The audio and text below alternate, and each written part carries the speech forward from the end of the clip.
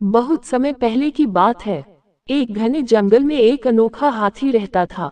वह आम हाथियों जैसा नहीं था, बल्कि उसकी त्वचा चमकदार नीले रंग की थी। जब भी वह जंगल में घूमता, सूरज की रोशनी उसके शरीर पर पड़कर उसे और भी चमकदार बना देती। जंगल के सभी जानवर उसे बहुत प्यार करते थे और उसे नीला राजा कहकर बुलाते थे। नीला हाथी बहुत दयालु और समझदार था। वह जंगल में सभी की मदद करता था, कभी पेड़ों से गिरे पक्षियों को अपने सूंड में उठाकर उनके घोंसले तक पहुंचा देता, तो कभी नदी में गिर गए छोटे जानवरों को बाहर निकाल देता। उसके बड़े बड़े कान जब हिलते, तो ऐसा लगता मानो हवा में संगीत बह रहा हो। जंगल के सभी जानवर उसके दोस्त थे। बंदर उसके साथ झूला झूलते, हिरन उसके साथ पानी पीने जाते और चिड़िया उसकी पीठ पर बैठकर मीठे मीठे गीत गाती। नीला हाथी बहुत खुश था, क्योंकि वह जानता था कि उसका घर यही जंगल है और उसे यहाँ कोई खतरा नहीं है।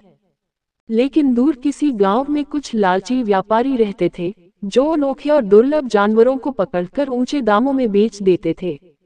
जब उन्होंने सुना कि जंगल में एक नीला हाथी रहता है, तो उनकी आंखें लालच से चमक उठी।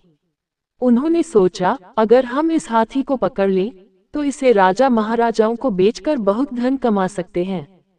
उन्होंने तुरंत कुछ शिकारियों को बुलाया और उन्हें आदेश दिया कि किसी भी हाल में नीले हाथी को पकड़कर उनके पास लाया जाए। शिकारी अपने जाल और हथियार लेकर जंगल की ओर निकल पड़े। शिकारी बहुत चालाक थे। उन्होंने जंगल में एक रास्ते पर बहुत बड़ा गड्ढा खोदा और उसके ऊपर पत्ते और घास डाल दी, ताकि वह नजर न आए। फिर उन्होंने गड्ढे के पास पके हुए केले और मीठे गन्ने रख दिए, ताकि हाथी उन फल फूलों की खुशबू से आकर्षित होकर वहां आ जाए और गड्ढे में गिर जाए। रात हुई, चंद्रमा की हल्की रोशनी जंगल में फैली हुई थी। नीला हाथी घूमता हुआ उस रास्ते की ओर आया।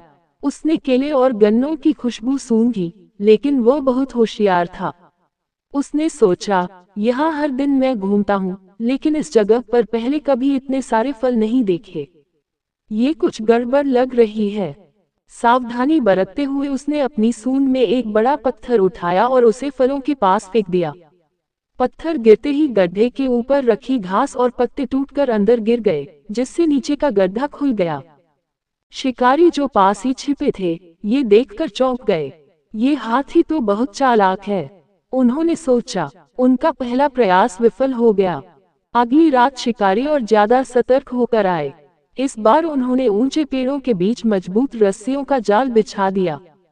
जैसे ही हाथी उस रास्ते से गुजरेगा, रस्सियां खींचकर उसे जकड़ लेंगी और वह हिल नहीं पाएगा। लेकिन नीला हाथी की सूंड बहुत ताकतवर थी। जैसे ही उसने कुछ अजीब सा महसूस किया, उसने अपनी पूरी ताकत से सूंड हिलाई और रस्सियों को खींचकर तोड़ दिया। पेड़ हिल गए और कुछ शिकारी भी रस्सियों में फंसकर गिर पड़े। डर के मारे वे भाग गए। अब शिकारी बहुत गुस्से में थे। उन्होंने सोचा कि अगर हाथी को पकड़ना मुश्किल है, तो उसे डराकर बाहर निकालना पड़ेगा। उन्होंने जंगल के कुछ हिस्सों में आग लगा दी, ताकि हाथी डरकर अपनी सुरक्षित जगह से बाहर आ जाए और वे उसे पकड़ सकें। जंगल में आग लगते ही सभी जानवर डरकर इधर उधर भागने लगे। पक्षी जोर जोर से चिल्लाने लगे, बंदर उछलकर ऊंचे पेड़ों पर चढ़ गए, हिरन और खरगोश दौड़कर पानी की ओर भागे। नीला हाथी यह सब देखकर बहुत दुखी हुआ। उसने सोचा, अगर मैं नहीं होता, तो ये लोग जंगल को नुकसान नहीं पहुंचाते। मुझे कुछ करना होगा। उसने तुरंत एक योजना बनाई। वह भागता हुआ नदी के पास गया, अपनी सूंड में ढेर सारा पानी भरा और आग पर डाल दिया। फिर वह दोबारा पानी लाने भागा।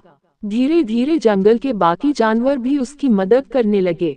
बंदरों ने पेड़ों से पत्तियों की शाखाएं तोड़कर आग बुझाने की कोशिश की, और चिड़ियों ने अपनी चोंच में पानी भरकर आग पर डाला। थोड़ी देर में आग बुझ गई। शिकारी ये देखकर घबरा गए। उन्होंने सोचा, ये हाथी तो बहुत चालाक और शक्तिशाली है, इसे पकड़ना असंभव है। डर के मारे वे हमेशा के लिए जंगल छोड़कर भाग गए। जंगल में सबने खुशी मनाई। सभी जानवरों ने नीले हाथी को धन्यवाद दिया और उसकी बुद्धिमानी और साहस की सराहना की। अब वे जानते थे कि जब तक वे एक दूसरे का साथ देंगे, कोई भी शिकारी उन्हें नुकसान नहीं पहुंचा सकता। उस दिन के बाद से नीला हाथी जंगल का राजा बन गया। उसे कोई ताज नहीं मिला, लेकिन हर जानवर के दिल में उसके लिए सम्मान था। और सबसे बड़ी बात, अब वह निडर होकर अपने जंगल में रह सकता था, जहां उसका सच्चा परिवार रहता था।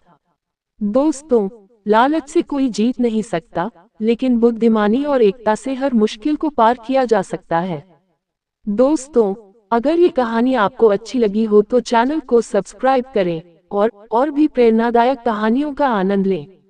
धन्यवाद।